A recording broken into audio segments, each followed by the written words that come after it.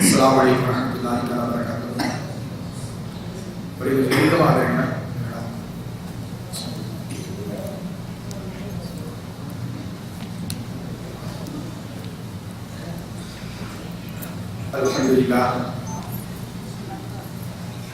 அல்ஹம்துலில்லாஹி ரப்பில் ஆலமீன். நஹ்மதுஹு வ நஸ்தஈனுஹு வ நஸ்தக்ஃபிருஹு வ நு'மினு பிஹி வ நதவக்கலு அலைஹி. ونعوذ بالله من شرور انفسنا ومن سيئات اعمالنا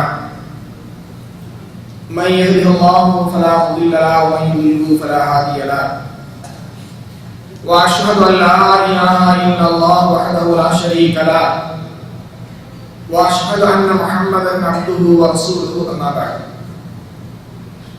فقد قال الله تعالى في القران الكريم يا أيها الناس اتقوا ربكم الذي خلقكم من نفس واحدة وخلق منها زوجها وبث منهما رجالا كثيرا ونساء واتقوا الله الذي تساءلون به والأرحام إن الله كان عليكم رقيبا وقال جل جلاله تعالى أيضا يا أيها الذين آمنوا اتقوا الله حق تقاته ولا تموتن إلا وأنتم مسلمون وقال جل جلاله تعالى أيضا يا أيها الذين آمنوا اتقوا الله وقولوا قولا سديدا يصلح لكم أعمالكم ويغفر لكم ذنوبكم ومن يطع الله ورسوله فقد فاز فوزا عظيما. قال نبينا صلى الله عليه وسلم فإن أصدق الحديث كتاب الله وخير الهدي هدي محمد صلى الله عليه وسلم وشر الأمور محدثاتها وكل محدثة بدعة وكل بدعة ضلالة وكل ضلالة في النار. சர்வபுகழும் புகழ்ச்சியும் ஏக வல்லவனாம் அல்லாஹ் ஜல்லஷானஹு தஆலா அவர்களுக்கே உரித்தாகட்டுமாக. சாந்தியும் சமாதானமும் நம்முடைய உயிரினும் மேலான கண்மணி நபிகள் நாயகம் ஸல்லல்லாஹு அலைஹி வஸல்லம் அவர்கள் மீதும் அன்னாரின் அடிச்சுவட்டை பின்பற்றி ஒழுகிய உத்தம சத்திய சஹாபாக்கள், தாபியீன்கள், தபஅ தாபியீன்கள், உலகத்தில் வாழக்கூடிய முஸ்லிமான ஆண் பெண்ணியார்கள் அனைவரின் மீதிலும் குறிப்பாக அல்லாஹ்வுடைய இந்த மார்க்கத்தை அறிந்து கொள்ள வேண்டும், நம்முடைய ஈமானை புதுப்பித்துக் கொள்ள வேண்டும், நாளை மறுமையிலே ஜன்னத்துல் ஃபிர்தௌஸ் என்று சொல்லக்கூடிய உயர்தரமான சொர்க்கத்தை அடைந்து கொள்ள வேண்டும் என்ற தூய்மையான எண்ணத்தோடு அல்லாஹ்வுடைய இல்லத்திலே அமர்ந்திருக்கக்கூடிய நம் அனைவரின் மீதிலும் இன்ஷா அல்லாஹ் வரக்கூடிய அத்தனை நபர்கள் மீதிலும் எல்லாம் வல்ல அல்லாஹ் ஜல்லஷானஹு தஆலாவுடைய சாந்தியும் கருணையும் என்றென்றும் நின்று நிலவற்றுமாக என்று பிரார்த்தித்தவனாக என்னுடைய உரையை நான் ஆரம்பம் செய்கின்றேன். கணியத்திற்குரிய பெருமக்களே, அல்லாஹ் ரப்பல் ஆலமீன் படைத்திட்ட படைப்புகளிலேயே மிகவும் அற்புதமானவன் இந்த மனிதன்.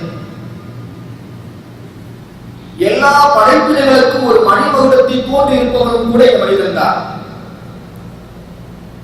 இந்த மனிதனை கட்டுப்படுத்துவது இருக்கிறதே,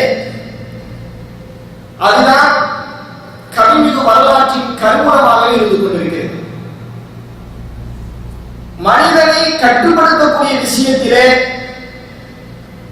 சத்திய இஸ்லாம் மகத்தான வெற்றியை கண்டிருக்கிறது என்று நாம் சொல்லலாம்.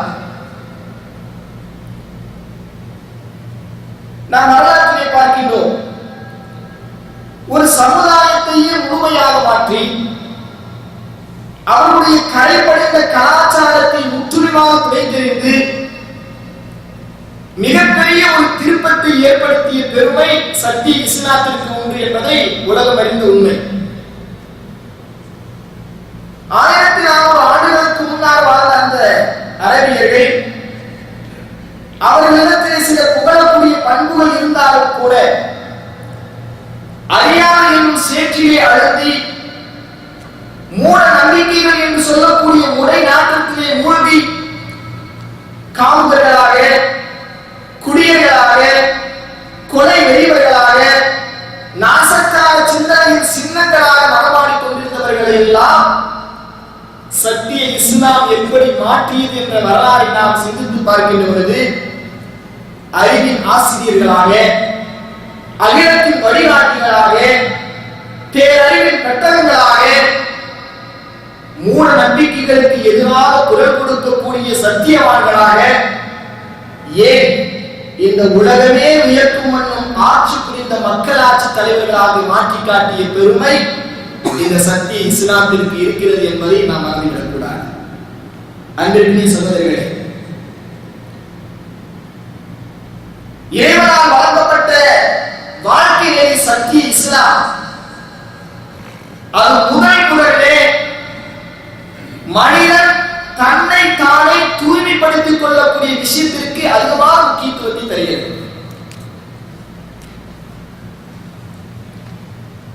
சத்திய இஸ்லாம் சொல்லக்கூடிய அந்த கலாச்சாரங்கள், பண்பாடுகள், நல்ல பழக்க வழக்கங்கள், ஒரு மனிதனுடைய அன்றாட வாழ்விலே ஏற்படக்கூடிய பிரச்சனைகள், அந்த பிரச்சனைகளுக்கான தீர்வுகள், ஒரு மனிதனுடைய அன்றாட வாழ்விலே நடக்கக்கூடிய நல்ல பழக்கங்கள், இவைகள் தான் சத்திய இஸ்லாத்தை இன்றைய உலகத்தின் பட்டி தொட்டிகளுக்கெல்லாம் கொண்டு போய் சேர்த்தது என்பதை நாம் முதலிலே புரிந்து கொள்வதற்கு கடமைப்பட்டிருக்கிறோம். அன்பிற்குரிய சகோதரர்களே, ஒரு யதார்த்தமான உண்மை, சத்திய இஸ்லாம் நாம் இன்றைக்கு உலகத்திலே பார்க்கிறோம். இந்த இஸ்லாம் எப்படி பரவியது? சிலர் சொல்வார்கள் வாரா பரவியது என்று. ஆனால் உண்மை என்ன தெரியுமா? சத்திய இஸ்லாம் அது சொல்லக்கூடிய கலாச்சாரங்களும் பண்பாடுகளும் அந்த இஸ்லாமியத்தில் இருக்கக்கூடிய நல்ல பழக்க வழக்கங்களுக்கு தான் சத்திய இஸ்லாத்தை இந்த உலகத்துடைய பட்டி தொட்டிகளுக்கெல்லாம் கொண்டு போய் சேர்த்தது என்பதை ஒவ்வொரு முஸ்லிம்களும் அறிந்து கொள்வதற்கு கடமைப்பட்டிருக்கிறோம். காரணம், சத்திய இஸ்லாம் ஒரு பண்பாட்டு மார்க்கம்.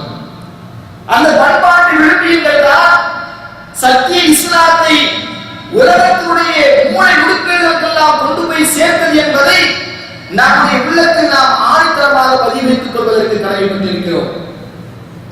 இன்றைக்கு உலகத்திலே கலாச்சார சீரழிவுகள், பண்பாட்டு செறிவுகள் எல்லாம் நடைபெற்றுக் கொண்டிருக்கக்கூடிய செய்திகளை நாம் பார்த்துக் கொண்டிருக்கின்றோம். இஸ்லாமிய மார்க்கம் எங்கெல்லாம் பண்பாட்டு செறிவுகள் இருக்கின்றதோ அங்கெல்லாம் குரல் கொடுக்கும். எங்கெல்லாம் கலாச்சார சீரழிவுகள் தலைவிரித்தாகின்றதோ அங்கெல்லாம் இஸ்லாம் போர் கொடுக்கும். ஏன்னு கேட்டால் இஸ்லாம் ஒரு கலாச்சார மார்க்கம், பண்பாட்டு மார்க்கம். இங்கே எல்லா விதமான பண்பாடுகளும், எல்லா விதமான சட்டதிட்டங்களும், ஒரு மனிதனுடைய அன்றாட வாழ்விலே நடக்கக்கூடிய எல்லா பிரச்சனைகளுக்குமான தீர்வுகளும் இந்த மார்க்கத்திலே இந்த சமூகத்திற்கு சொல்லித் தரப்பட்டிருக்கிறது என்பதையும் நாம் உணர்ந்து கொள்வதற்கு கடமைப்பட்டிருக்கிறோம். இன்றைக்கு நாம் உலகத்திலே பார்க்கிறோம், சர்வ சாதாரணமாக நாம் அடிக்கடி படிக்கக்கூடிய பத்திரிகைகள் அல்லது நாளிதழ்கள் அல்லது அச்சு காட்சி ஊடகங்கள், இவைகளிலே சில செய்திகள் வரும் தலைப்புச் செய்திகளாக. அதை பற்றி சில விவாதங்கள் எல்லாம் சில நாட்கள் நடக்கும்.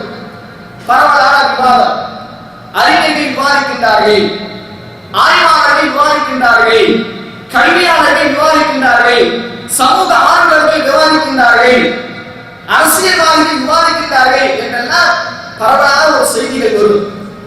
ஒரே கருத்தை பல பேர்கள் விவாதிப்பார்கள். பத்திரிகைகள் என்ன செய்யும் தெரியுமா? ஒரு கருத்தை ஒரு மனிதர் சொல்லுவார், இன்னொரு கருத்தை இன்னொரு மனிதர் சொல்லுவார். இரண்டும் வேறு வேறு கருத்துக்களாக இருக்கும். அந்த கருத்துக்களை எல்லாம் ஒரு சேர இணைத்து பத்திரிகையில் போட்டுவிட்டு பத்திரிகைகள் தன்னுடைய வியாபாரத்தை பெருக்கிக் கொள்ளும், தன்னுடைய பணியை முடித்துக் கொள்ளும். இதுதான் உலகத்தில் நடக்கக்கூடிய நியதி. இதுதான் பத்திரிகையுடைய பணிகளாக இருந்து கொண்டிருக்கிறது. ஆனால் நான் அடிக்கடி சொல்வதுண்டு, சத்திய இஸ்லாம் தான் பிரச்சனைகளை பேசும். சத்திய இஸ்லாம் தான் பிரச்சனைகளை பேசும். அந்த சத்திய இஸ்லாம் தான் பிரச்சனைகளுக்கான தீர்வையும் சொல்லும். இந்த மார்க்கத்தை சரியாக புரிந்து கொண்டவர்கள், இந்த மார்க்கத்தை சரியாக புரிந்து கொண்டவர்கள் இஸ்லாம் சத்தியத்தை பேசும், பிரச்சனைகளை பேசும், பிரச்சனைகளுக்கான தீர்வையும் சொல்லும் என்பதை இஸ்லாத்தை சரியாக புரிந்து கொண்டவர்களால் தான் புரிந்து கொள்ள முடியும். அந்த வகையிலே ஒரு பிரச்சனை நம்முடைய தேசத்திலே, நம்முடைய நாட்டிலே ஒரு பிரச்சனை, தலைப்புச் செய்திகளாக பிரச்சனைகள் ஒரு 2-3 மாதங்களுக்கு முன்னால் ஓடிக்கொண்டிருந்தது. என்ன பிரச்சனை, என்ன செய்தி? அது இயற்கைக்கு மாறான உறவை ஏற்படுத்திக் கொள்வது. அது பல பெயர்களிலே தலைப்புச் செய்திகளாக வந்தது. கற்பழிப்பு, பாலியல் பலாத்காரம், ஓரின சேர்க்கை, இன்னும் பல பெயர்களிலே அவர்களை பற்றியெல்லாம் செய்திகள் பரவலாக வந்தது. மொத்தத்தில் தன்னுடைய ஹலாலான மனைவிடத்திலே செய்கின்ற அந்த உறவை தாண்டி வேறு எந்த உறவுகள் எல்லாம் இருக்கிறதோ அந்த உறவுகளை எல்லாம் சித்தரித்து காட்டியது, விவாதங்கள் நடத்தப்பட்டது. ஆனால் சத்திய இஸ்லாமிய மார்க்கம், அல்லாஹ் வழங்கியிருக்கக்கூடிய அந்த இஸ்லாமிய மார்க்கம் பிரச்சனைகளை சொன்னதோடு மாத்திரமல்ல, அந்த இயற்கைக்கு மாறான உறவுகளை பற்றி உண்டான அந்த பிரச்சனைகளை பேசியதோடு மாத்திரமல்ல, அந்த பிரச்சனைகளுக்கான தீர்வையும் சொன்ன ஒரே மார்க்கம் அல்லாஹ் வழங்கியிருக்கக்கூடிய சத்திய இஸ்லாமிய மார்க்கம். அன்பு சகோதரர்களே, உங்களுக்கு விளக்குவதற்கான ஒரு சில நிகழ்வுகளை சொல்லுகின்றேன். குர்ஆனிலே விபச்சாரத்தின் பக்கம் கூட நெருங்காதுன்னு சொன்ன ஒரே மார்க்கம் சத்திய இஸ்லாம் தான். குர்ஆனை எடுத்து பார்த்தீங்கன்னா விபச்சாரம் செய்யாதீர்கள் என்று இல்லை, விபச்சாரம் செய்யாதீர்கள் என்று இல்லை. நீங்கள் தவறாக புரிந்து கொள்ளக்கூடாது. என்னடா விபச்சாரம் செய்யக்கூடாது குர்ஆன் இல்லைன்னு சொல்றாரு என்று தவறாக புரிந்து கொள்ளக்கூடாது. அதுதான் யதார்த்த உண்மை. அல்லாஹ் குர்ஆனில் லா தஸீனு என்று சொல்லவே இல்லை. விபச்சாரத்தின் பக்கம் நீங்கள் விபச்சாரம் செய்யாதீர்கள் என்று அல்லாஹ் சொல்லல. அல்லாஹ் எப்படி சொன்னான் தெரியுமா? வலா தக்ரபு ஸினா, விபச்சாரத்தின் பக்கம் கூட நீங்கள் நெருங்காதீர்கள், விபச்சாரத்தின் பக்கம் கூட நீங்கள் நெருங்காதீர்கள் என்று சொன்ன ஒரே மார்க்கம் இதுதான். நபிகள் நாயகம் ஸல்லல்லாஹு அலைஹி வஸல்லம் அவர்கள் விபச்சாரத்துடைய அந்த பட்டியலை அழகாக நமக்கு பட்டியல் போடுவார்கள். ஆதமுடைய மகன், அவனுடைய கண்கள் விபச்சாரம் செய்கிறது, அவனுடைய காதுகள் விபச்சாரம் செய்கிறது, அவனுடைய வாய் விபச்சாரம் செய்கிறது, அவனுடைய கைகள் விபச்சாரம் செய்கிறது, அவனுடைய கால்கள் விபச்சாரம் செய்கிறது என்று நபிகள் நாயகம் ஸல்லல்லாஹு அலைஹி வஸல்லம் அவர்கள் விபச்சாரத்தின் பட்டியலை போடுவார்கள். ஃபல் ஐனானி தஸ்ரியானி, அவனுடைய 2 கண்களும் விபச்சாரம் செய்கின்றன. எப்படி? அல்லாஹ் அனுமதிக்காத ஒரு பெண்ணை ஏறிட்டு பார்க்கின்ற பொழுது, தனக்கு ஹலாலான இல்லாத ஒரு பெண்ணை ஏறிட்டு பார்க்கின்ற பொழுது, ஒரு அந்நிய பெண்ணை அவன் தவறான கண்ணோட்டத்தில் பார்க்கின்ற பொழுது அவனுடைய கண் விபச்சாரம் செய்கிறது என்று நபிகள் நாயகம் ஸல்லல்லாஹு அலைஹி வஸல்லம் சொன்னார்கள். அதோடு மாத்திரமல்ல, வல் யதானி தஸ்னியானி, அவனுடைய 2 கைகளும் விபச்சாரம் செய்கிறது. ஒரு அந்நிய பெண்ணை தவறான எண்ணத்தில் தொட வேண்டும் என்று அவன் எண்ணினால் அவனுடைய கைகள் விபச்சாரம் செய்கிறது என்று நபிகள் நாயகம் ஸல்லல்லாஹு அலைஹி வஸல்லம் சொன்னார்கள். மேலும் சொன்னார்கள், ஒரு ரிஜ்லானி யஸ்னியானி, அவனுடைய 2 கால்களும் கூட விபச்சாரம் செய்கிறது. ஒரு பெண்ணை அடைய வேண்டும் என்பதற்காக வேண்டி அவன் நடைகின்ற பொழுது அவனுடைய கால்களும் விபச்சாரம் செய்கிறது என்று சொல்லிவிட்டு மீண்டும் ஒரு வார்த்தையை சொன்னார்கள், வல் ஃபமு யஸ்னி, அவனுடைய வாயும் கூட விபச்சாரம் செய்கிறது. கெட்ட வார்த்தைகளை, அருவருப்பான வார்த்தைகளை, சபலத்தை ஏற்படுத்தக்கூடிய வார்த்தைகளை, கவர்ச்சியை ஏற்படுத்தக்கூடிய வார்த்தைகளை ஒரு மனிதன் பேசுகின்ற பொழுது அவனுடைய வாயை கூட விபச்சாரம் செய்கிறது என்று நபிகள் நாயகம் ஸல்லல்லாஹு அலைஹி வஸல்லம் அவர்கள் விபச்சாரத்தின் பட்டியலை நமக்கு தெளிவாக சொன்னார்கள். அல்லாஹ் சொன்னான், ஒரே வழியில் அல்லாஹ் சொன்னான், வலா தக்ரபு ஸினா, நீங்கள் விபச்சாரத்தின் பக்கம் கூட நீங்கள் நெருங்காதீர்கள். அன்பு சகோதரர்களே, நாம சொல்றது இல்லையா, யாரையாவது நமக்கு பிடிக்காதுன்னா அவர் இருக்கிற பக்கம் கூட நான் தலை வச்சு படுக்க மாட்டேன்னு சொல்றது இல்லையா? அதே போல அல்லாஹ் சொல்றான், வலா தக்ரபு ஸினா, நீங்கள் ஸினாவின் பக்கம் நெருங்க கூட செய்யாதீர்கள்.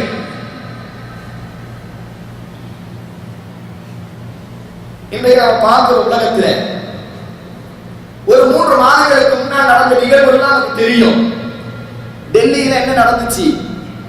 ஓடுகின்ற பஸ்ல கற்பழிப்பு நிகழ்ச்சி நடந்தது என்று பரவலான விவாதங்கள் எல்லாம் நடத்தப்பட்டது. பாராளுமன்றத்திலே அதற்கென்று சில தீர்மானங்கள் எல்லாம் போடப்பட்டது. அங்கே ஒன்று மாத்திரம் நடந்தது என்று நினைத்துக் கொண்டு டெல்லியிலே நடந்த விஷயத்தின் காரணமாக பாராளுமன்றத்தில் சில மசோதாக்கள் எல்லாம் நிறைவேற்றப்பட்டது. அந்த மசோதாவிலே ஒரு செய்தியை வைத்தார்கள். பாராளுமன்ற மசோதாவிலே 1400 ஆண்டுகளுக்கு முன்னால் சொன்ன செய்தியை பாராளுமன்ற மசோதாவில் வைத்தார்கள். டெல்லி கற்பழிப்புக்கு பின்னால் என்ன செய்தி தெரியுமா? அந்த மசோதாவில் ஒன்றை குறிப்பிட்டிருந்தார்கள். ஒரு அந்நிய பெண்ணை ஒரு அந்நிய ஆடவன் பின்தொடர்ந்து சென்றால் அதுவும் குற்றம். ஒரு அந்நிய பெண்ணை ஒரு அந்நிய ஆண் பின்தொடர்ந்து சென்றார், எந்த காரணமும் இல்லாமல் பின்தொடர்ந்து சென்றால் அதுவும் குற்றம் என்று தண்டனைக்குரியது, அதுவும் குற்றம் என்று மசோதாவிலே பாராளுமன்ற மசோதாவிலே அந்த ஒரு தீர்மானம் நிறைவேற்றப்பட்டது, சட்டமாக கொண்டு வரப்பட்டது. இது எப்ப சொல்றாங்க? டெல்லி கற்பழிப்பு நிகழ்ச்சிக்கு பின்னால் ஊடகங்களும் மீடியாக்களும் அதை பரவலாக பேசியதற்கு பின்னால் சொன்ன செய்தி. ஆனால் இஸ்லாம், அல்லாஹ் நமக்கு வழங்கி இருக்கக்கூடிய இந்த இஸ்லாத்தை பாருங்கள். நாம் கொண்டிருக்கக்கூடிய வாழ்க்கை நெறியாக அமைத்துக் கொண்டிருக்கின்ற அந்த சக்தி இஸ்லாத்தை பாருங்கள். 1400 ஆண்டுகளுக்கு முன்னே சொன்னது, நீ ஒரு அந்நிய ஆண் ஒரு அந்நிய பெண்ணை பின்தொடர்வதுதான் குற்றம் என்று சொல்கிறார். ஆனால் குர்ஆன் என்ன சொல்கிறது தெரியுமா? சத்திய இஸ்லாம் என்ன சொல்கிறது தெரியுமா? பின்தொடர்வது இருக்கட்டும், உன்னுடைய பார்வை கூட பின்தொடரக்கூடாது. இஸ்லாம் சொன்னது, உன்னுடைய பார்வை கூட ஒரு அந்நிய பெண்ணின் மீது பின்தொடரக்கூடாது. அல்லாஹ் குர்ஆனில் அழகாக சொல்லுவான். மூமினான ஆண்களுக்கும் சொல்லுவான், மூமினான பெண்களுக்கும் சொல்லுவான். வகுல்லில் முஃமினீன, நபியே நீங்கள் மூமினான ஆண்களுக்கு சொல்லுங்கள், யகுது மின் அப்சாரிஹிம், அவர்கள் அவருடைய பார்வைகளை தாழ்த்திக் கொள்ளட்டும், அவர்கள் அவருடைய பார்வைகளை தாழ்த்திக் கொள்ளட்டும் என்று அல்லாஹ் அழகாக சொல்லுவான். சொல்வதே அதே போன்று பெண்களுக்கும் சொல்லுவான், வகுல்லில் முஃமினாத்தி யகுதுன மின் அப்சாரிஹிம், மூமினான பெண்கள் அவருடைய பார்வையை தாழ்த்திக் கொள்ளட்டும். நீ பார்வை பின்தொடரக்கூடாது என்று இன்றைக்கு சொல்கிறாய். ஆனால் என்னுடைய மார்க்கம், நம்முடைய மார்க்கம், வாழ்க்கை நெறியாக நாம் கொண்டுள்ள மார்க்கம், விபச்சாரத்தின் அடிப்படை என்ன தெரியுமா? இந்த கற்பழிப்பு, பாலியல் பலாத்காரம், இவைகளுக்கெல்லாம் அடிப்படை என்ன தெரியுமா? கண்ணுதான். அடிப்படை கண்ணுதான். கண்ணு பார்க்க போய்தான் மற்ற எல்லா விஷயங்களும் நடைபெறுகிறது. அதனால்தான் நபிகள் நாயகம் ஸல்லல்லாஹு அலைஹி வஸல்லம் பல சந்தர்ப்பங்களிலே இதை குறித்து பேசுகின்ற பொழுது ஒரு கட்டத்தில் பெருமானார் ஸல்லல்லாஹு அலைஹி வஸல்லம் சொன்னார்கள், அலி ரலியல்லாஹு தஆலா அவர்களை பார்த்து சொன்னார்கள், யா அலி, எதேச்சியாக ஒரு பெண்ணை நீ பார்த்து விட்டால் அந்த முதல் பார்வை உனக்கு அனுமதிக்கு இருக்கிறது. மீண்டும் அந்த பார்வையை அந்த பெண்ணின் மீது உன்னுடைய பார்வை செலுத்தினால் அது ஷைத்தானுடைய பார்வை, அந்த பார்வைக்கு நீ குற்றம் பிடிக்கப்படுவாய் என்று அலி ரலியல்லாஹு தஆலா அவர்களை பார்த்து நபிகள் நாயகம் ஸல்லல்லாஹு அலைஹி வஸல்லம் சொன்னார்கள். ஒரு சஹாபி வராங்க, ஜரீர் என்று சொல்லக்கூடிய சஹாபி, பெருமானார் ஸல்லல்லாஹு அலைஹி வஸல்லம் அவர்கள் கேட்கிறாங்க, அல்லாஹ்வின் விருத்துதரே, நான் எதேச்சியாக ஒரு பெண்ணை பார்த்து விடுகிறேன், அப்படி பார்த்து விட்டால் நான் என்ன செய்வது என்று கேட்கிறார். அப்ப நபிகள் நாயகம் ஸல்லல்லாஹு அலைஹி வஸல்லம் சொல்றாங்க, அப்படி எதேச்சியாக ஒரு பெண்ணை பார்த்து விட்டால் உன்னுடைய பார்வையை நீ திருப்பிக் கொள்ள வேண்டும், உன்னுடைய பார்வையை நீ திருப்பிக் கொள்ள வேண்டும். எவ்வளவு அற்புதமான செய்தி! இது நமக்கு சர்வ சாதாரண விஷயமாக தெரியும். ஆனால் நபிகள் நாயகம் இன்றைக்கு அந்த பார்வையின் மூலமாகத்தான் கற்பழிப்புகள், பாலியல் பலாத்காரங்கள் எல்லாம் இந்த உலகத்திலே நடைபெற்றுக் கொண்டிருப்பதை நாம் பார்க்கிறோம். நபிகள் நாயகம் ஸல்லல்லாஹு அலைஹி வஸல்லம் அவர்கள் இதை குறித்து பல்வேறு சந்தர்ப்பங்களிலே இந்த எச்சரிக்கை இந்த சமூகத்திற்கு எச்சரித்துக் கொண்டே இருந்தார்கள் என்ற செய்தியை நம்ம ஹதீஸ் நெடுகிலும் பார்க்கலாம். ஒரு கட்டத்தில பெருமானார் ஸல்லல்லாஹு அலைஹி வஸல்லம் அவர்கள் சஹாபாக்களை பார்த்து சொன்னாங்க, ஈயாக்கும் வல் ஜுலூஸி துர்காத், நீங்கள் பாதையை அமர்வதை நான் உங்களுக்கு எச்சரிக்கை செய்கிறேன். மக்கள் போகக்கூடிய வரக்கூடிய அந்த பாதையில உட்கார்ந்து பேசிட்டு இருப்பாங்க இல்லையா, அது சில பழக்கங்கள் நம்மிடத்தில் கூட இருக்கிறது. மனிதர்கள் நடமாடக்கூடிய அந்த பாதைகளில் அமர்ந்து கொண்டு சும்மா பேசுறது அதெல்லாம் இருக்கு. இதை இஸ்லாம் தடை செய்யும். மனிதர்கள் போகக்கூடிய வரக்கூடிய பாதையை அமர்ந்து கொண்டு அவர்களுக்கு இடையூறு தரமா எதுவும் பேசக்கூடாது. அது நபிகள் நாயகம் ஸல்லல்லாஹு அலைஹி வஸல்லம் ஒரு எச்சரிக்கையாக, ஈயாக்கும் வல் ஜுலூஸி துர்காத், பாதைகளிலே நீங்கள் அமர்ந்து கொண்டு பேசிக் கொண்டிருப்பதை நான் உங்களுக்கு எச்சரிக்கை செய்கிறேன் என்று நபிகள் நாயகம் ஸல்லல்லாஹு அலைஹி வஸல்லம் சொன்னாங்க. இப்ப சஹாபாக்கள் கேட்டாங்க, அல்லாஹ்வுடைய தூதரே, அங்கே அமர்ந்து பேச வேண்டிய நிர்பந்தம் ஏற்பட்டால் நாங்கள் என்ன செய்வது? அங்கே பேச வேண்டிய நிர்பந்தம் ஏற்பட்டால் நான் என்ன செய்வது? வழிதான், ஆனால் வழி இல்லை, அங்கு நின்று பேச வேண்டிய சூழ்நிலை ஏற்படுகிறது. இந்த கட்டத்தில் நாங்கள் என்ன செய்வது என்று அல்லாஹ்வுடைய தூதரிடத்தில் சஹாபாக்கள் கேட்டபொழுது பெருமானார் ஸல்லல்லாஹு அலைஹி வஸல்லம் சொன்னார்கள், ஃபைதா அவைத்தும் இல்லல் மஜ்லிஸ ஃபஅது தரீகஹு, உங்களுக்கு அப்படி நிர்பந்தம் ஏற்பட்டு விட்டால், பாதையிலே அமர்ந்து கொண்டு பேசக்கூடிய இருந்து கொண்டு பேசக்கூடிய ஒரு சந்தர்ப்பம் ஏற்பட்டு விட்டால் பாதைக்குரிய ஹக்கை நீங்கள் கொடுத்து விடுங்கள். பாதைக்குரிய ஹக்கு ஒன்று இருக்குது, பாதைக்கு ஒரு ஹக்கு இருக்குது, அந்த ஹக்கை நீங்க கொடுக்கணும் அப்படின்னு சொல்லி ஸல்லல்லாஹு அலைஹி சொன்னாங்க. சஹாபாக்கள் மீண்டும் கேட்கிறாங்க, பாதைக்குரிய ஹக்குனா என்ன யா ரசூலல்லாஹ்? பாதைக்குரிய ஹக்குனா என்ன என்று கேட்டபொழுது ஸல்லல்லாஹு அலைஹி சொல்றாங்க, கவ்வுல் பஸர், உங்களுடைய பார்வைகளை நீங்கள் தாழ்த்திக் கொள்ள வேண்டும். ரோட்ல அங்கே பெண்கள் போவாங்க வருவாங்க, நீங்க வாழை வழியில் பேசிட்டு இருக்கீங்க, அப்ப உங்களுடைய பார்வை மற்ற பெண்களின் மீது பட வேண்டிய ஒரு சூழ்நிலை ஏற்படும். அப்ப அதற்காக வேண்டி உங்களுடைய பார்வைகளை நீங்கள் தாழ்த்திக் கொள்ள வேண்டும். இரண்டாவதாக சொன்னாங்க வரதுஸ் ஸலாம், போறவங்க வரவங்க சலாம் சொல்லுவாங்க, அதுக்கு நீங்கள் பதில் சொல்லணும். இதெல்லாம் பார்வையுடைய ஹக்கு. அதே போல ஹுஸ்னுல் கலாம், அழகான வார்த்தைகள் பேசணும், பாதையில் நின்று கொண்டு அருவருக்கத்தக்க வார்த்தைகள் பேசக்கூடாது. இவைகள் எல்லாம் அந்த பாதையுடைய ஹக்கு என்று நபிகள் நாயகம் ஸல்லல்லாஹு அலைஹி வஸல்லம் இந்த சமூகத்திற்கு சொல்லித் தந்தார்கள் என்று சொன்னால் சிந்தித்து பார்க்க வேண்டும். இந்த பாதை தான் ஸினாவின் அடிப்படையாக இருக்கிறது என்ற காரணத்தினால் பாதையை குறித்து பெருமானார் ஸல்லல்லாஹு அலைஹி வஸல்லம் அவர்கள் பல்வேறு சந்தர்ப்பங்களிலே இது போன்ற ஹதீஸ்களை சொன்னார்கள் என்ற செய்தியை நாம் பார்க்கிறோம். அன்பு சகோதரர்களே, கொஞ்சம் சற்று நிதானமாக நாம் சிந்தித்து பார்ப்பதற்கு கடமைப்பட்டிருக்கின்றோம். இன்றைக்கு பரவலான இன்னொரு விவாதம் என்னன்னு சொன்னா, இயற்கைக்கு மாறான முறையிலே உறவு கொள்வது இது கூடுமா கூடாதா, இது அனுமதிக்கப்பட்டதா அனுமதிக்கப்படாததா என்ற விவாதங்கள் எல்லாம் பரவலாக மீடியாக்களிலே நடைபெற்றது. உச்ச நீதிமன்றத்தில் அளவுக்கு போய்விட்டது. இயற்கைக்கு மாறான உறவை பற்றி சிலர் பேசுகின்ற பொழுது கூட அந்த உச்ச நீதிமன்றம் சில கருத்துக்களை சொல்லுகிறது, சட்டங்களை சொல்லுகிறது, இது தவறு. இது போன்ற செய்திகளிலே எந்த மனிதனாவது ஈடுபட்டால் நம்முடைய இந்திய தேசத்திலே வந்த ஒரு தீர்ப்பு இது.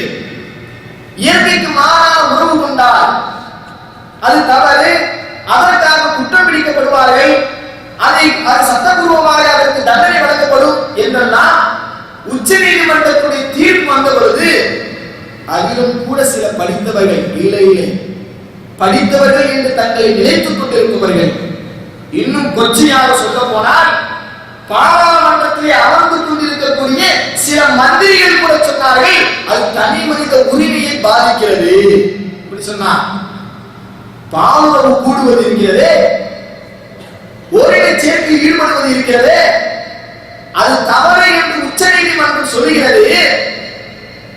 சில படித்தவர்கள் சில மந்திரிகள் சொல்கிறார்கள் அது தனி மனித உரிமையை பாதிக்கிறது, அவன் எப்படி வேண்டுமானாலும் இருந்துவிட்டு போகலாம் என்று சொல்லக்கூடிய நிலைக்கு இன்றைக்கு மனிதர்கள் இருக்கிறார்கள் என்று சொன்னால் இதை விட மானக்கேடு வேறு ஒன்றுமே இருக்க முடியாது. எல்லோருக்கும் அல்லாஹ் ரப்பல் ஆலமீன் ஒரு வரம்பை வைத்திருக்கிறார். நபிகள் நாயகம் ஸல்லல்லாஹு அலைஹி வஸல்லம் இந்த உறவை குறித்து பல சந்தர்ப்பங்களிலே நமக்கு கடுமையான எச்சரிக்கை செய்திருக்கிறார்கள். மல்ஊனும் சபிக்கப்பட்டவர்கள், பாவம் கொல்லக்கூடியவர்கள், சபிக்கப்பட்டவர்கள் என்று நபிகள் நாயகம் ஸல்லல்லாஹு அலைஹி வஸல்லம் நமக்கு பல்வேறு சந்தர்ப்பங்களில் சொல்லித் தருகிறார்கள். ஒரு கட்டத்தில் சொன்னார்கள், லா யன்துருல்லாஹ், மறுமையிலே அல்லாஹ் அவர்களை பார்க்க மாட்டான். இலாமன் அத்தா ரஜுலன் அவ் இம்ரஅத்தன் ஃபீ துபுரிஹா, ஒரு மனிதனுடைய ஒரு ஆணிடத்திலோ அல்லது ஒரு பெண்ணிடத்திலோ இயற்கைக்கு மாறான உறவு கொள்வது இருக்கிறதே, அப்படி உறவு கொண்டால் அல்லாஹ் மறுமையிலே அவனை பார்க்கவும் மாட்டான் என்று நபிகள் நாயகம் ஸல்லல்லாஹு அலைஹி வஸல்லம் எச்சரிக்கை செய்தார்கள். நபிகள் நாயகம் ஸல்லல்லாஹு அலைஹி வஸல்லம் சமூகத்தில் பயந்த ஒரு விஷயம் என்ன தெரியுமா? மிக அதிகமாக பயந்த ஒரு விஷயம் என்ன தெரியுமா? நபிகள் நாயகம் ஸல்லல்லாஹு அலைஹி வஸல்லம் சொல்வாங்க, இன்ன அஹ்வஃப மா அகாஃபு அலா உம்மத்தி, என்னுடைய உம்மத்திலே நான் அதிகமாக அச்சப்படுவது எதை குறித்து தெரியுமா? அமல கௌமு லூத், லூத் சமுதாயம் எந்த செயலை செய்ததோ அந்த செயலை குறித்து நான் அதிகமாக பயப்படுகிறேன் என்று நபிகள் நாயகம் ஸல்லல்லாஹு அலைஹி வஸல்லம் எச்சரித்தார்கள். இயற்கைக்கு மாறான எந்த உறவாக இருந்தாலும் சரி, தன்னுடைய ஹலாலான மனைவிடத்தில் கூட இயற்கைக்கு மாறான முறையிலே ஒரு மனிதன் உறவு கொண்டார் என்று சொன்னால் அவனை அல்லாஹ் மறுமையிலே பார்க்க மாட்டான் என்று நபிகள் நாயகம் ஸல்லல்லாஹு அலைஹி வஸல்லம் சொன்னார்கள். இந்த இயற்கைக்கு மாறான உறவை குறித்தும் 1400 ஆண்டுகளுக்கு முன்னமே நபிகள் நாயகம் ஸல்லல்லாஹு அலைஹி வஸல்லம் அழகான தீர்வை சொன்னார்களே. குர்ஆனிலே நீங்கள் பார்க்கலாம், ஒரு சமுதாயமே அதனால் அழிக்கப்பட்டது என்ற வரலாறை திருக்குர்ஆன் நமக்கு சொல்லி காட்டுகிறது.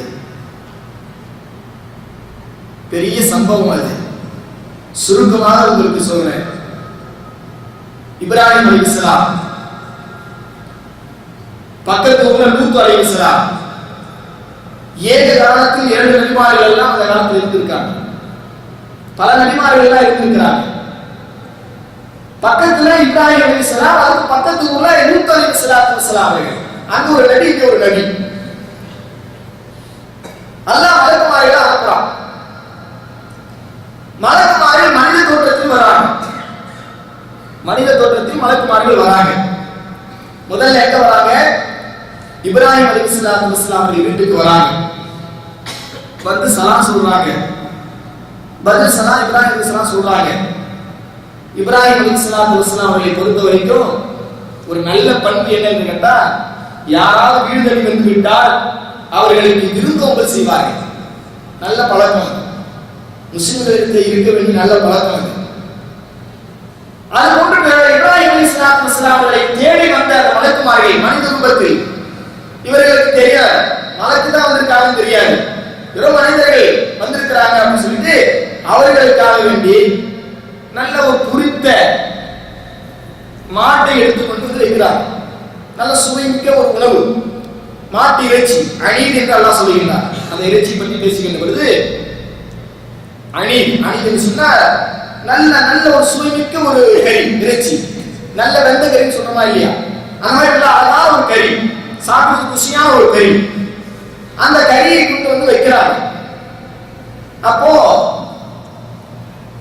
அந்த மலக்குமார்கள் சாப்பிடு, இவங்களுக்கு கொஞ்சம் பயம். யாருக்கு? மனிதர்களாக இருந்தால் சுவைமிக்க உணவு அவர்களுக்கு முன்னால் வைக்கப்பட்டிருக்கிறது, அவருடைய கை அங்கே செல்லும், ஆனால் இவர்கள் சாப்பிடாமல் இருக்கிறார்களே என்று சொல்லிவிட்டு அவருக்கு ஒரு பயம். அப்போ அந்த பயத்தை உணர்ந்து கொண்ட அந்த மலக்குமார்கள் சொன்னார்கள், பயப்படாதீர்கள், இன்னா உர்சில்னா இலா கௌமி லூத், நாங்கள் லூத் சமுதாயத்திற்காக அனுப்பப்பட்ட வானவர்கள் நாங்கள். அப்படியா? என்ன செய்தி? இரண்டு செய்தியை நாங்கள் கொண்டு வந்திருக்கின்றோம். ஒன்று உங்களுக்கு ஒரு சுப செய்தி, இன்னொன்று லூத் சமுதாயம் அழைக்கப்படக்கூடிய ஒரு செய்தி. என்ன சுப செய்தி? நீங்கள் அல்லாஹ்விடத்திலே குழந்தை வேண்டி பிரார்த்தனை செய்தீர்கள்.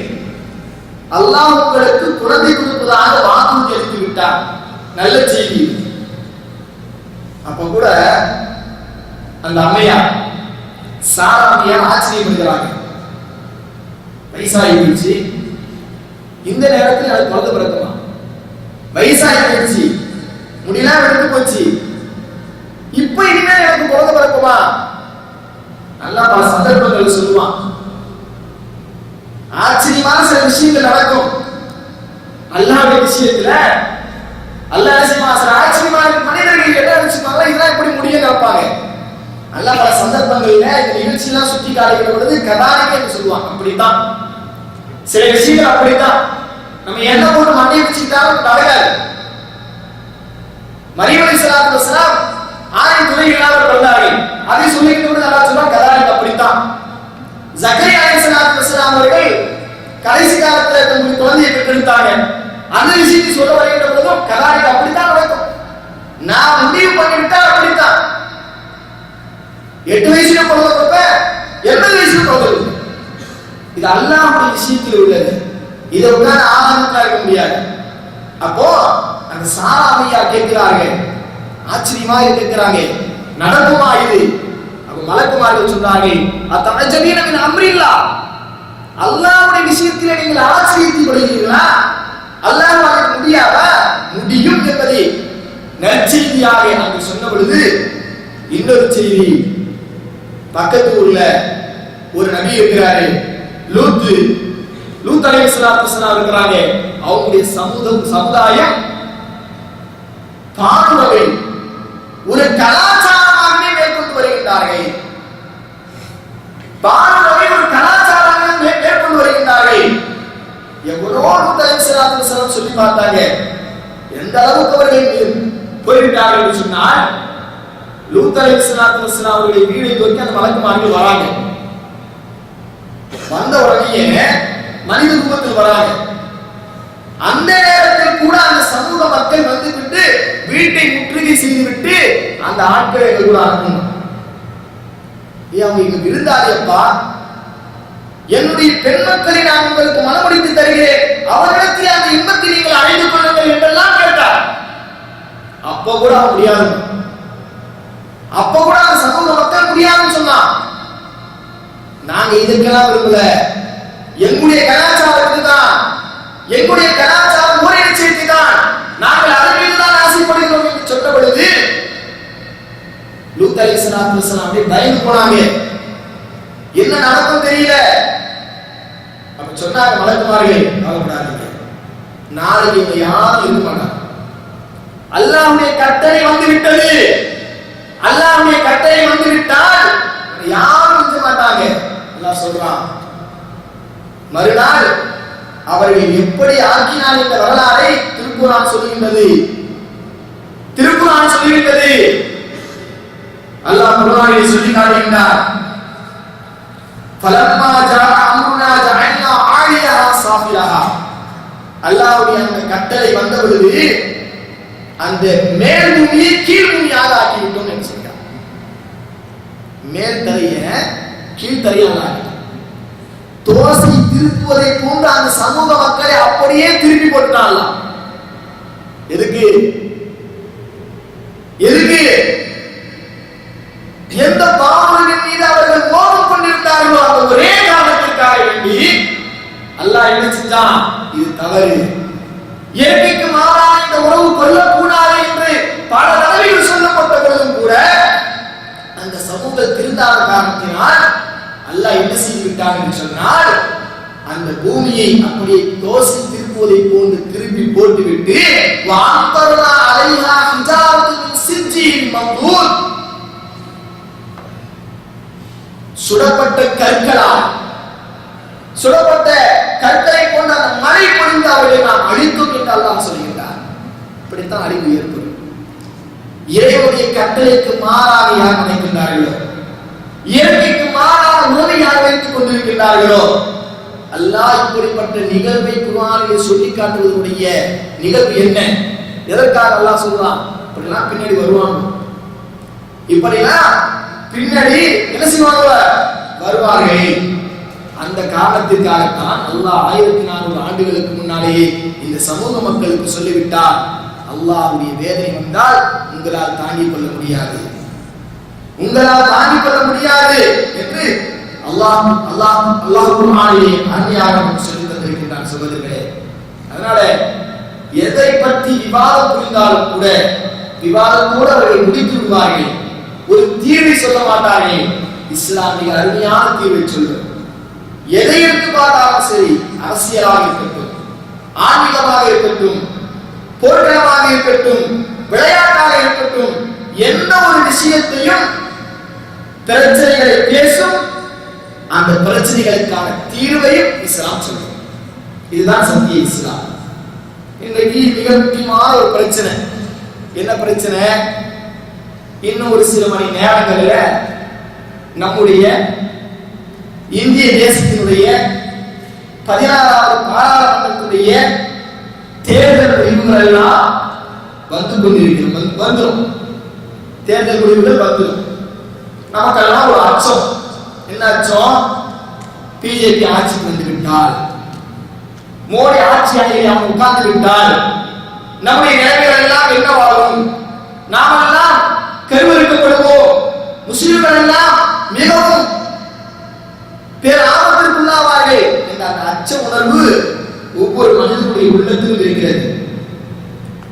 இந்திய தேசத்தில் வாழக்கூடிய ஒட்டுமொத்த முஸ்லிம் சமுதாயத்துடைய உள்ளத்தில் இருக்கக்கூடிய அச்சம் என்னவென்று கேட்டால், இன்றைய காலை பொழுதிலே இருக்கக்கூடிய அச்சம் என்று கேட்டால், நாளைக்கு தேர்தல் ரிசல்ட் வந்துட்டா நம்முடைய நிலைமை என்ன? அவர் ஆட்சி அதிகாரத்தை பிரித்து விட்டால் நம்முடைய நிலைமை என்ன? இந்த பயம் இருக்குது இல்லையா? எல்லாருக்கும் இருக்கு. நல்ல ஆட்சி வரணும் என்று எல்லாம் நம்ம விரும்புகிறோம். ஆனால் இஸ்லாம் அதற்கு அழகான ஒரு தீர்வு சொல்கிறது. மோடி என்ன மோடி, எந்த கேடி வந்தாலும் பிரச்சனை கிடையாது, எந்த தானி வந்தாலும் பிரச்சனை கிடையாது, எந்த லேடி வந்தாலும் பிரச்சனை கிடையாது. நம்மிடத்தில் ஒரு ஆயுதம் இருக்கிறது, நம்மிடத்தில் ஒரு ஆயுதம் இருக்கிறது. அந்த ஆயுதத்தால் எல்லோரையும் வெட்டி சாய்க்கலாம், எந்த கேடியையும் வெட்டி சாய்க்கலாம். திருக்குர்ஆன் சொல்லுகிறது, திருக்குர்ஆன் சொல்லுகிறது. வரலாறுகளை எடுத்து படித்து பாருங்கள். ஃபிரௌனுடைய வரலாறு, மூசா அலைஹிஸ்ஸலாமுடைய வரலாறு, அல்லாஹ் எப்படி அந்த எந்த அளவுக்கு இருந்தார்கள். ரப்புக்குமுல் அலா என்று சொன்னானா இல்லையா? நான் தான் மிகப்பெரிய கடவுள் என்று சொன்னானா இல்லையா? அவனை அழைத்தாரா இல்லையா? வரலாறு சொல்லுகிறதா இல்லையா? எந்த அளவுக்கு என்று கேட்டால் அல்லாஹ் குர்ஆனில் சொல்லுவான். அந்த வசனத்தை நபிகள் நாயகம் அந்த வசனத்தை குறித்து திருமறை குர்ஆன் ஷரீஃப் நமக்கு பேசும். ஃபமா ஆமன மூஸா இல்லா துர்ரியத்து மின் கௌமி அலா ஹௌஃப் மின் ஃபிரௌன வ மலஇஹி மா யஃதிரூன். ஃபிரௌனும் அவனை சார்ந்தவர்களும் அவனுடைய படைப்பட்டாளர்களும் மிக அழிச்சாட்டி செய்து கொண்டிருந்த காரணத்தினால முஸ்லிம்களுக்கு ஒரு விதமான பயம். ஃபிரௌனுடைய காலத்தில், மூஸா அலைஹிஸ்ஸலாமுடைய காலத்துல ஃபிரௌனின் மீதும் அவருடைய படைகளின் மீதும் ஒரு அச்சம் முஸ்லிம்களுக்கு. இதனாலே நிறைய பேர் முஸ்லிமான ஆர்வம் இருந்தார்.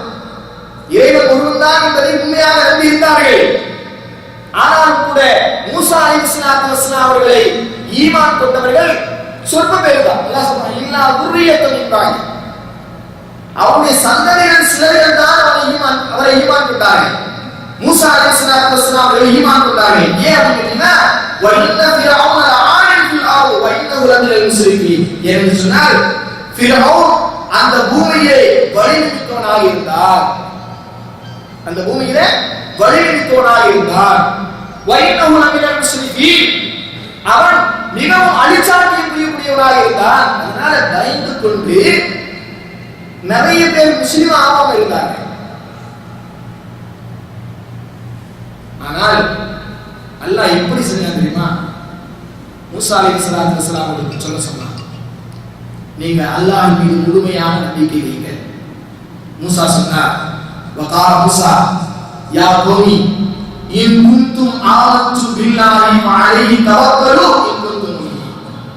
நீங்கள் அல்லாஹ்வை முழுமையான முறையிலே ஈமான் கொண்டிருந்தால், அவன் மீது முழுமையான நம்பிக்கை கொண்டிருந்தால், நீங்கள் அல்லாஹ்விடத்திலே கேளுங்கள், ரப்பனா லா தஜஅல்னா ஃபித்னத்தல் லில் கௌமில் ஸாலிமீன். நீங்கள் அல்லாஹ்விடத்திலே கேளுங்கள், ரப்பனா லா தஜஅல்னா ஃபித்னத்தல் லில் கௌமில் ஸாலிமீன். எங்களுடைய ரட்சகா, எங்களை அநியாயம் செய்யக்கூடிய கூட்டத்தார்களுக்கு சோதனைக்குள்ளாக்குகிறாரே, எங்களை அநியாயம் செய்யக்கூடிய கூட்டத்தார்களுக்கு மத்தியிலே சோதனைக்கு உள்ளாக்குகிறாரே. வனஜ்னா மினல் கௌமில் காஃபிரீன். காஃபிர்களுடைய அந்த கூட்டத்திலிருந்து எங்களுக்கு ஈரத்தை கொடு என்று நீங்கள் துஆ செய்யுங்கள் என்று மூசா அலைஹிஸ்ஸலாத்து வஸ்ஸலாம் அவர்கள் அந்த கோப மக்களுக்கு சொன்னார்கள். அவர்கள் அந்த துஆ செய்தார்கள். ஃபிரௌன் அழிக்கப்பட்டான் என்ற செய்தியை குர்ஆன் சொல்லுகிறது என்று சொன்னால் கதை கேட்பதற்கல்ல, கதை கேட்பதற்கல்ல சகோதரர்களே, நாமும் கேட்க வேண்டும், நாமும் கேட்க வேண்டும்.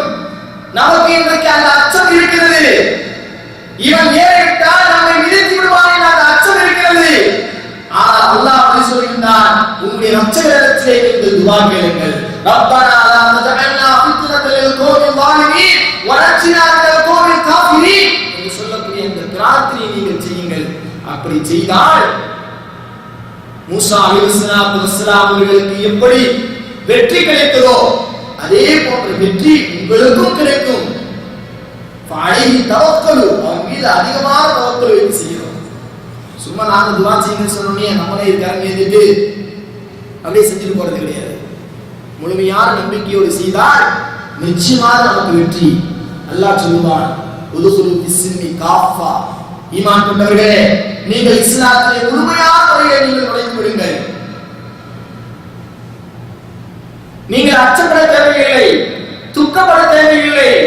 வான்சுமல் ஆயிரவன இன் குன்தும் முஃமினீன். அல்லாஹ் சொல்லுவான், நீங்கள் உண்மை முஃமினாக இருந்தால் நீங்கள் தான் இந்த உலகத்தில் உயர்ந்த சமுதாயத்தினர்கள். நீங்கள் தான் உலகத்தில் உயர்ந்த சமுதாயத்தினர்கள். உங்களை இந்த உலகம் பேசலாம் சிறுபான்மையினர் என்று, ஆனால் நீங்கள் சிறுபான்மையினர் அல்ல. அல்லாஹ் சொல்றான், என் மீது நீங்கள் தவக்குள் வைத்து விட்டால் நீங்கள் உண்மை மூமினாக இருந்தால் நீங்கள் தான் இந்த உலகத்திலே உயர்ந்த சமுதாயத்தினர் என்று அல்லாஹ் சொல்கிறானே. அதை நாம் ஏறிட்டு பார்ப்பதற்கு காண்பிக்கப்பட்டிருக்கின்றோம். நாம் இஸ்லாத்தில் முழுமையாக நுழைத்து விட்டோமா? ஒரு கட்டத்திலே பெருமானார் ஸல்லல்லாஹு அலைஹி வஸல்லம் அவர்கள் இந்த ஆட்சி அதிகாரத்தை பற்றி பேச வருகின்ற போது சில செய்திகளை சொன்னார்கள். பெருமானார் ஸல்லல்லாஹு அலைஹி வஸல்லம் அவர்கள் ஒரு காலம் வரும், அன்சார் சஹாபாக்களை பார்த்து சொன்னாங்க, உங்களுக்கு ஆட்சி அதிகாரம் கொடுக்கப்படாது, வேற ஆட்களுக்கு அந்த ஆட்சி அதிகாரம் போயிடும். இப்படிப்பட்ட சூழ்நிலையில நீங்கள் என்ன செய்வீர்கள்? சஹாபாக்கள் முடிக்கிறாங்க, நாங்க என்ன செய்யறது? யாரும் சொல்லுதா, நாங்க என்ன செய்யறது? அப்படி ஆட்சி அதிகாரம் எல்லாம் வேற கைக்கு போயிடுச்சுன்னா சில வெறுக்கத்தக்க விஷயங்கள் எல்லாம் நடக்கும். அப்ப நாங்க என்ன செய்யறதுன்னு கேட்கிறாங்க. அப்ப பெருமானார் ஸல்லல்லாஹு அலைஹி சொன்னாங்க, உங்களுடைய கடமைகளை நீங்கள் சரியாக நிறைவேற்றுங்கள். உங்களுடைய கடமைகளை நீங்கள் சரியாக நிறைவேற்றுங்கள். உங்களுடைய உரிமைகளை இறைவனிடம் கேளுங்கள். சுப்ஹானல்லாஹ், எவ்வளவு அற்புதமான வார்த்தை! உங்கள் கடமைகளை நீங்கள் நிறைவேற்றுங்கள், உங்களுடைய உரிமைகளை நீங்கள் அல்லாஹ்விடம் கேட்டு பிரார்த்தனை செய்யுங்கள். அல்லாஹ் போதுமானவன். இதை இன்றைக்கு இந்த இஸ்லாமிய சமூகம் செய்கிறதா? எத்தனை ஆர்ப்பாட்டங்கள், எத்தனை போராட்டங்கள் நடக்கிறது.